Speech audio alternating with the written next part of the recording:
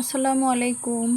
আমাদের বাগানের বেলি ফুল, যার সুবাস ও সৌন্দর্যে মুগ্ধ করেনি এমন মানুষ মনে হয় কমই আছে। ছোট্ট একটা মৌমাছি তার মধু সংগ্রহের কাজে ব্যস্ত। এই যে দেখুন, থোকায় থোকায় ফুল ফুটেছে, কত সুন্দর।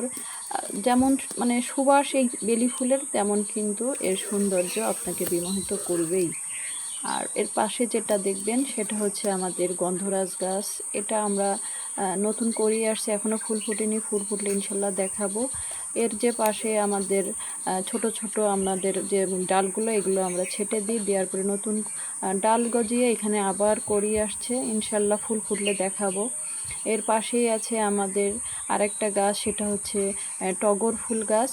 দেখুন কত সুন্দর সাদা সাদা ফুল ফুটেছে এবং নিচেও বিছিয়ে আছে ফুলগুলো। মাশাআল্লাহ, একটা বাগানে যদি বেলি, গন্ধরাজ, টগর এগুলো থাকে তাহলে তো বাগানের সৌন্দর্য সবাইকে বিমোহিত করে। এছাড়া কিন্তু এর সুবাসের কথা তো বলাই বাহুল্য, কেন বেলির যেমন সুবাস, আর গন্ধরাজ তো ফুলের রাজা বলা হয় গন্ধরাজকে, সেটার গন্ধ তো সবাইকে আরও বেশি বিমোহিত করে। মাশাআল্লাহ, মনোমুগ্ধকর একটা পরিবেশ। এই যে আমি কিছু বেলি ফুল কালেক্ট করলাম।